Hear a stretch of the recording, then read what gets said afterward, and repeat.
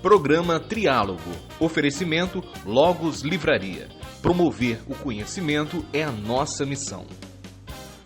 Olá, esse não é um monólogo, não é um diálogo, é um triálogo. 3 pessoas trialogando sobre um assunto do seu interesse. E o assunto de hoje é o conceito de Me Brand.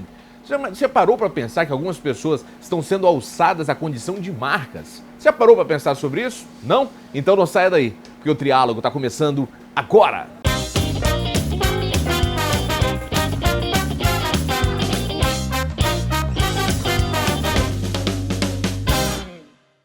Algumas pessoas transformam seu talento, sua criatividade, sua popularidade, o seu conteúdo em uma força engajadora que faz com que seus seguidores virem fãs e esses fãs passem a constituir um mercado, um público completamente segmentado que é de alto interesse das empresas. Para entender melhor esse universo, eu trouxe aqui 2 pessoas bem interessantes para vocês. O professor Cláudio Rabelo.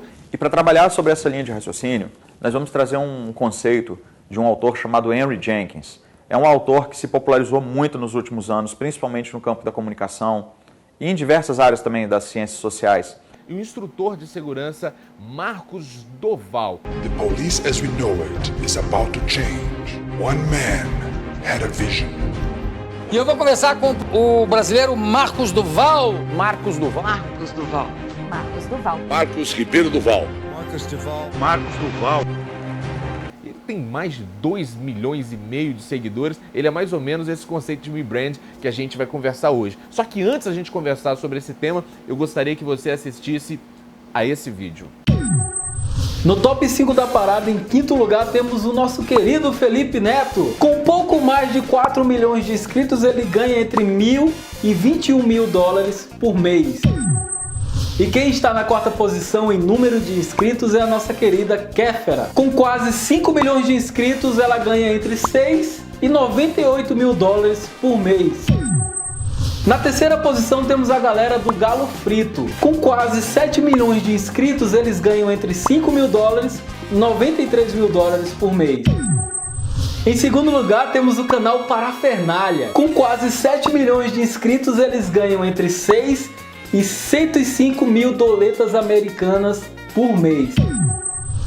E em 1º lugar temos o canal brasileiro com mais inscritos na parada, que é o Porta dos Fundos, com mais de 10 milhões de inscritos. Mas isso não quer dizer que eles ganham mais do YouTube por causa disso. Com mais de 10 milhões de inscritos, eles ganham entre 11 e $185 mil por mês. Impressionante como que essas web celebrities, né, como essas pessoas se tornaram referência e conseguiram valores assim astronômicos. Tem gente na televisão aberta que não consegue um salário desse, né, mensal. Onde que está o estalo? A gente está numa mudança de sentido? Acho que as pessoas da TV e a lógica toda que foi construída, ela está mudando, né? Hoje o capital social ele é muito importante. Na TV, por exemplo, acho que as pessoas estão muito preocupadas em ir para a TV para ficar famosas, para ganhar salário, ou para vender CD, ou para ganhar bilheteria. E as pessoas da internet, eu acho que elas descobriram o valor de marca. O valor de marca antes, ele começou com a igreja, há mais de 500 anos. Né? Começou a criar seus rituais, suas vestimentas, suas vestuárias, para criar aquele sentido de propaganda e propagar a fé por muito tempo. Aí quando surgiram as indústrias pensaram assim, não, eu vou pegar isso que a igreja fez, fazer um pouco a cabeça das pessoas e vou aplicar isso para um negócio. Então vou também botar sentido dentro de um produto. Só que hoje popularizaram os meios de produção. Então com a internet as pessoas falam, eu tenho ferramenta também, mídia, canal. Então elas não estão tão preocupadas com o salário ou com vender CD. Elas sabem que se elas ficarem famosas vai gerar uma série de produtos nisso. Eu acho que quem está dentro de uma lógica tradicional, dependendo, não entendeu ainda. De maneira geral, as pessoas antigamente pensavam o seguinte, eu quero trabalhar para uma emissora, né? E você vê hoje em dia que cada um pode ser a própria emissora. O caso do Marcos Doval. Você faz transmissões ao vivo lá no teu canal, no Facebook. Uma transmissão sua ao vivo, quando dá uma audiência legal, você consegue se comunicar com quantas pessoas? Então, a última foi 150 mil pessoas que me acompanharam durante 40 minutos. 150 mil pessoas. Me acompanhando durante 40 minutos. Não foi um vídeo rápido, uma chamada rápida. Então foi uma transmissão ao vivo mostrando uma unidade policial em São Paulo. E aí foram 150 pessoas, assim, num horário de 4 da 150 tarde. mil. 150 mil. Num horário das 4 da tarde, quer dizer, não é um horário noturno, onde as pessoas muitos estão trabalhando, então não é um pico de audiência, mas deu bastante. Então eu tenho feito isso em todos os países que eu estou, eu sempre faço uma chamada ao vivo, quando eu estou na SWAT, mostrando como é que é a SWAT, quando eu estou na França, como é que é lá, como em Portugal também. Então tem dado muita visibilidade. E o meu Face hoje tem atingido 40 milhões de pessoas, internautas, né? Então eu vejo realmente que é uma mídia Curtidas pessoal. você tem 2,5 milhões. Isso, Né? 2,5 milhões de curtidas. Eu não esperava isso, os vídeos que eu fui postando da parte técnica, que foi gerando esse número de visualizações, de curtidas. Mas acho que porque também a segurança pública gera muito interesse das Curiosidade. pessoas. Curiosidade. Sem dúvida nenhuma. E a mídia tradicional só mostra o lado ruim da polícia. Eu não digo que tem que botar debaixo do tapete as coisas ruins. Não, você tem que divulgar as coisas ruins, mas também na mesma proporção as coisas boas. E aí eu fui migrando o meu Face para mostrar as coisas boas das ações policiais. Como eu vejo nos Estados Unidos, como eu vejo nos países do primeiro mundo. Então isso não tinha no Brasil. Então as pessoas... O próprio cinema, né? No cinema de maneira geral, durante muito tempo, o herói foi o bandido. Exatamente. Cidade de Deus, Exatamente. tantos outros filmes. De Tropa de Elite pra cá que houve a migração foi um do divisor policial de águas. passar a ser o protagonista, né? Apesar de que o próprio Padilha me disse que a ideia do Tropa de Elite 1 era fazer uma crítica tanto do policial tradicional, que era corrupto, quanto o do BOP, que era torturador. Mas a sociedade brasileira abraçou o fato de pelo menos eles não são corruptos. Como sabe, ninguém aguenta mais a corrupção. Então, que bom, eles não são corruptos, então nós vamos abraçar. Já o Tropa de Elite 2 não, foi dentro de um outro contexto. Mas realmente foi o primeiro filme que enalteceu uma unidade de elite. Então a gente começou, e eu comecei a entender que quando eu postava ações positivas de polícia, as pessoas começavam a me seguir para ter essa curiosidade. Eu não sabia que tinha policial bom, eu não sabia que tinha polícia que fazia isso, que atravessava a velhinha no sinal, exageradamente falando. O Marcos Noval, ele de alguma forma, ele materializa o conceito de Me Brand, né? Você poderia traduzir um pouco para o público que está nos assistindo e que ainda não tem intimidade com esse termo?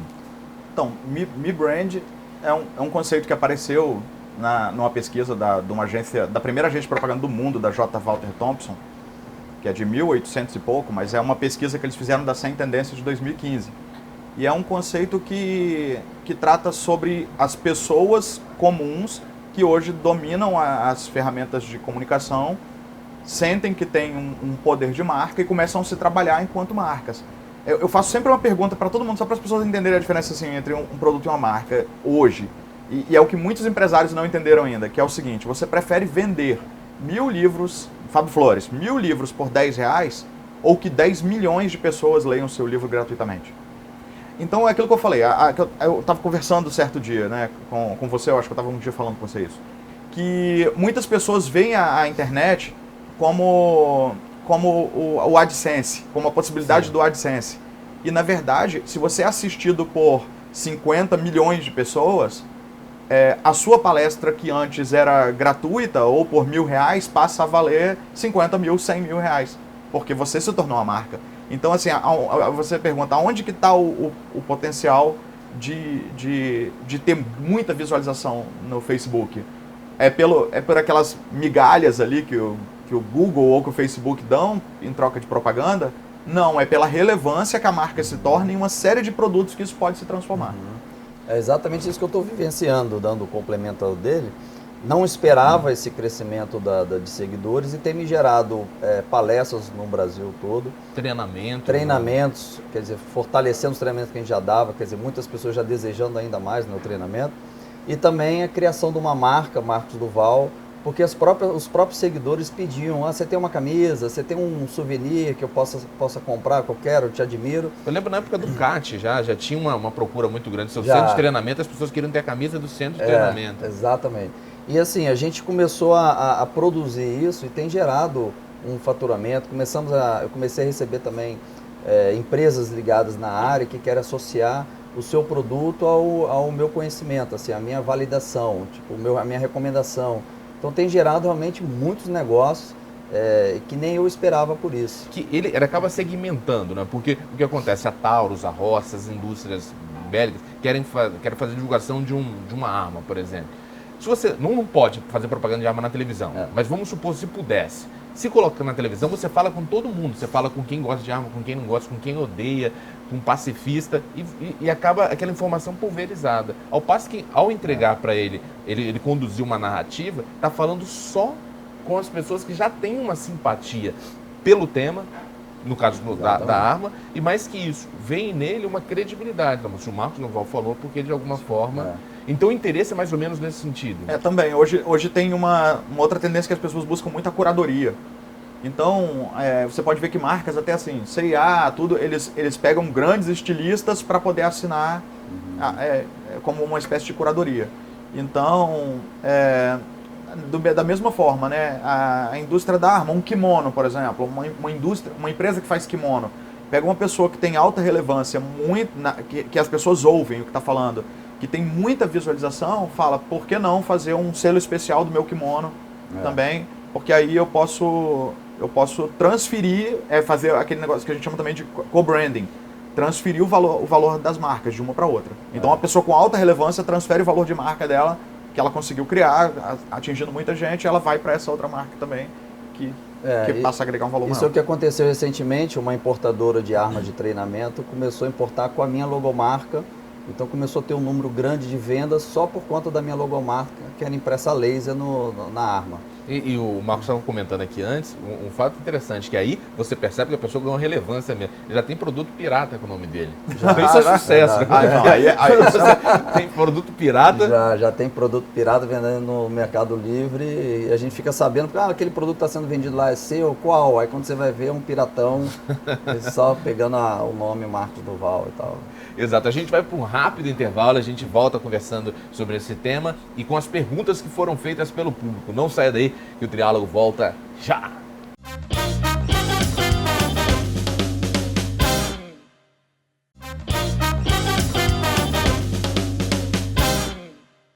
Estamos de volta com o Triálogo, que nessa edição está conversando sobre o conceito de Me-Brand.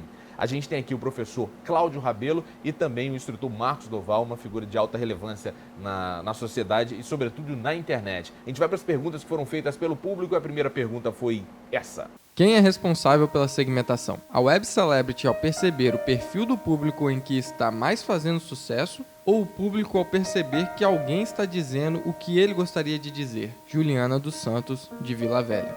Eu acho que são as duas coisas, acho que tem os dois casos. Acho que no caso do Me-Brands, as pessoas elas quase usam daqueles arquétipos básicos para mostrar o que elas se identificam.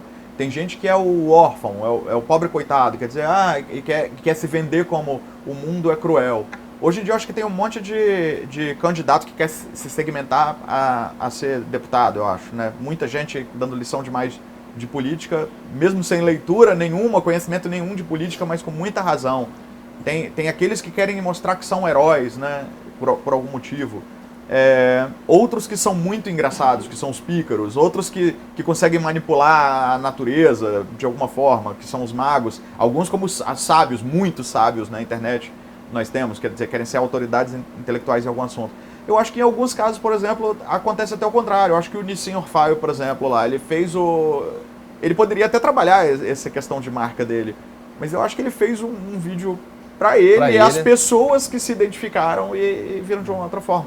Então, tem gente que tem uma identidade, que se planeja de um jeito, mas a imagem é totalmente diferente e mesmo assim as pessoas seguem por causa da imagem que elas buscam e não do que a pessoa quis construir, né? Mas eu acho que na maioria das vezes as pessoas querem se vender como um produto mesmo. As pessoas te procuraram ou você procurou as pessoas? Não, eu já seguia tem 18 anos que eu trabalho nesse ramo de atividade, não tinha rede social que pudesse expor isso.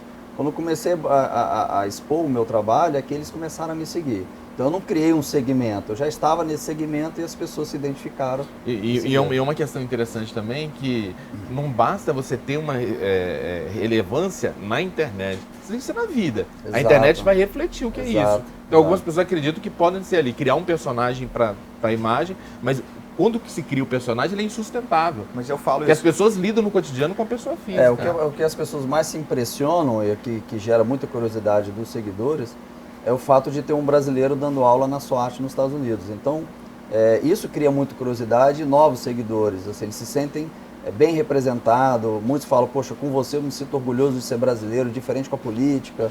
Então as pessoas começam a pegar como um símbolo de esperança que o brasileiro não é tão ruim dessa forma, entendeu? Eu acho que a internet, eu acho que ela não criou nada, né? Quando falam assim, pedofilia na internet. Pedofilia na internet não, a pedofilia, existe o pedófilo. E ele usa a internet para exercer a pedofilia. Da mesma forma tem o artista.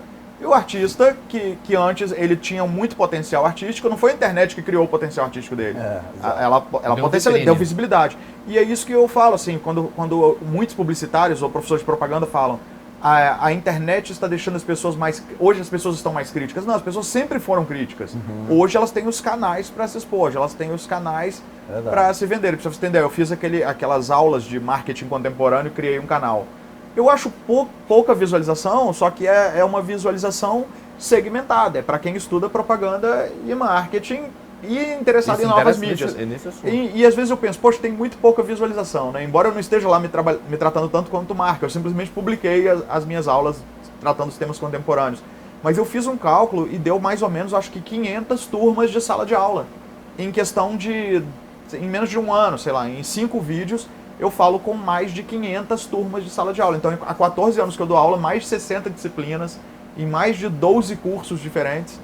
Eu atingi um público muito maior, que não está lá em troca de um diploma, e que é um número pequeno para a internet, mas porque está lá disponível agora. Sim. Vamos para a próxima pergunta. Por que o público recebe a ação de merchandising de um vlogger de forma menos invasiva que a da Gisele Bündchen falando de roupas da C&A? Ana Luísa Cardoso, de Vitória.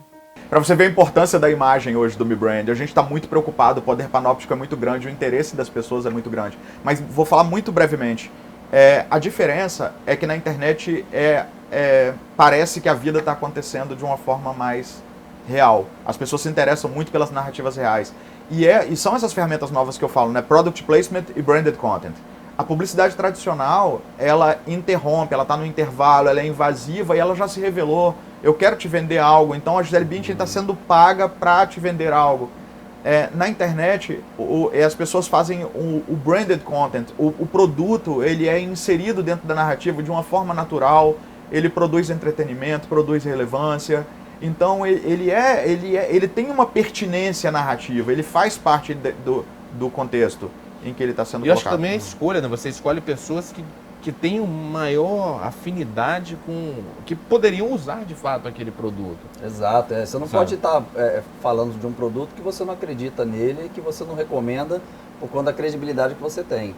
Eu fiz um teste com um produto, um spray de gengibre, e no vídeo eu apareço recebendo esse spray no rosto. Não esperava ter Inclusive, tanta vou colocar reação. essa imagem aí na tela para você agora. Eu vou pedir a Ju, que é uma policial e é feminina, para aplicar esse spray em mim, para eu poder ver e sentir a reação que a gente tem do corpo ao tomar essa sprayzada aqui na cara. Vamos lá. Mais para cima. Nossa!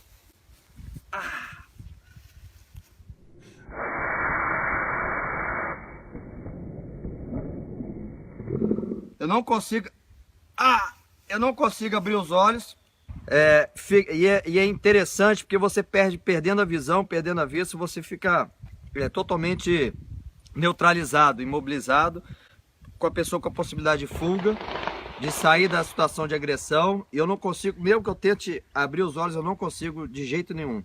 Eu vou pedir para que eu possa ser conduzido até a pia, para jogar bastante água e conseguir começar a abrir os olhos.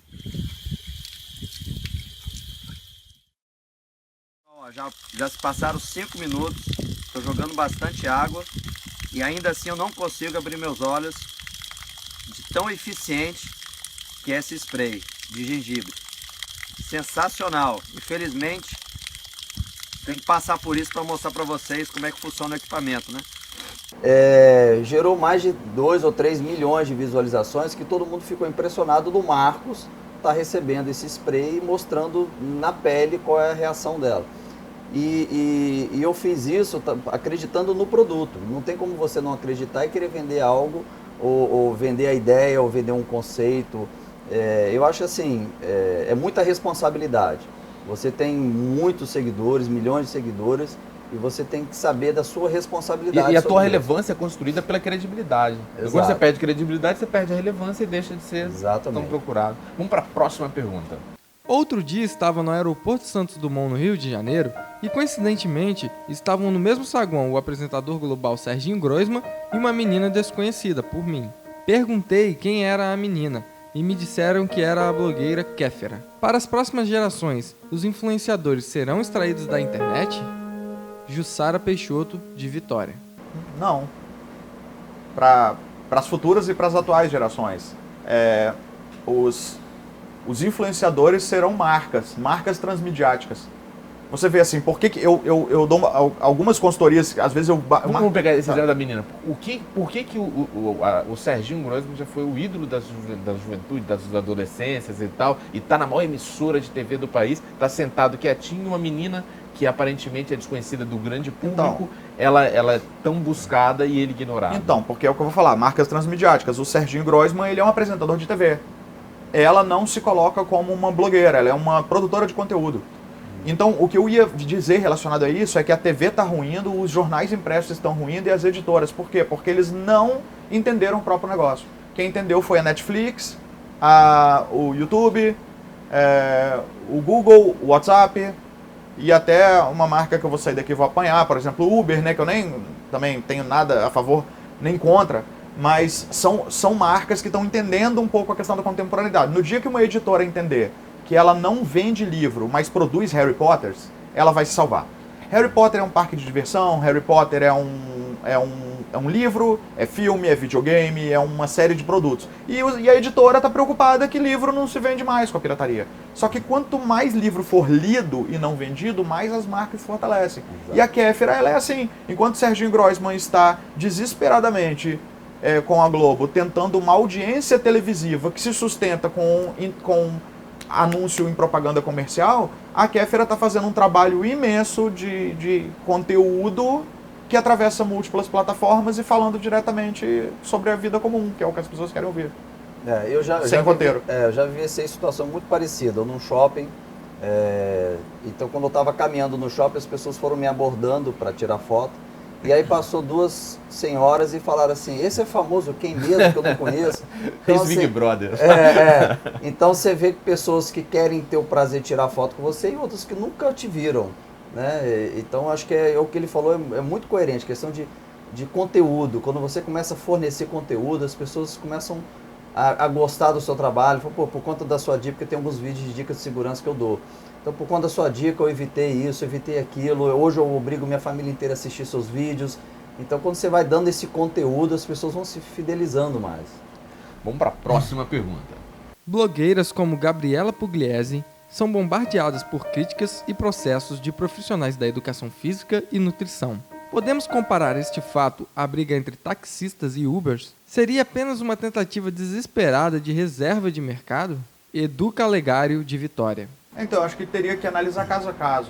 Né? Porque aí as pessoas hoje elas estão muito pragmáticas, né? Elas estão muito... Me dê uma resposta sim ou não. Parece que daqui a pouco nem vai ter mais o direito, né? Porque as pessoas estão muito... Você é esquerda ou direita, isso é certo ou isso é errado. Tem que ver até que ponto isso não é um problema também de saúde pública. Até que ponto uma pessoa não tem um canal que dá dicas como uma autoridade no assunto e que essas dicas estão afetando a saúde das pessoas. Se ela vende dicas de saúde, não tem preparo de nutrição, nem de personal trainer, nem de nada disso, ela pode estar destruindo a saúde de pessoas que estão acreditando nela. Por outro lado, tem as questões de livre circulação de informação, de escolha de quem você quer ouvir. Então, acho que cada caso é um caso, sabe? Então, mas no caso do Uber, no caso do WhatsApp com a Vivo, eu acho que a gente tem que entender que o mundo tá mudando, né? E eu sou contra as questões de reserva de mercado. Eu acho que sempre há adaptação, sempre há... eu acho que a gente tem que acompanhar as mudanças e aceitar e tentar se atualizar também. Vamos para a próxima pergunta. Já sofreu com a inconveniência de fãs na internet? Fabiola Marques, da Serra. Nossa, bastante. Nossa, vai de tudo, assim, o que eu sofro de seguidores. desde ameaça de morte, PCC, Comando Vermelho no Rio. Então recebo, se você estiver aqui no meu estado, você vai morrer. Então muita ameaça de morte. Também tem o assédio, então de meninas menores, por incrível que pareça, até senhoras de 70 anos de idade. Então eu recebo, vocês não podem imaginar o que eu recebo. E no dia a dia, as pessoas chegam de forma inconveniente, Não, você também na rua? Não, de forma muito educada e até com receio de me incomodar, desculpa estar te incomodando, com muito carinho. Na rua, na presença física mesmo, com muito carinho, com muito respeito. Tanto dos homens como das mulheres também. Aí e até dos bandidos, que já chegam, pô, desculpa aí. Até agora não foi abordado por nenhum deles, né? Não que você saiba. Até eu fico num grupo muito delicado, porque quando eu for assaltado e for reconhecido, eu vou ter um problema muito maior do que quem era desconhecido. Então eu tenho que estar ainda mais alerta do que qualquer outra pessoa, porque eu posso ser abordado por um cidadão que possa querer me fazer o mal de alguma forma. Eu imagino pro bandido que ontem, bicho, eu assaltei Marcos Doval, cara. Consegui assaltar, né? O cara botaram o currículo de bandido. E ele perdeu o Playboy, ele. Bom, a gente vai para um rápido intervalo, a gente volta no próximo bloco com as indicações de leitura dos nossos convidados. Não sai daí que o Triálogo volta já.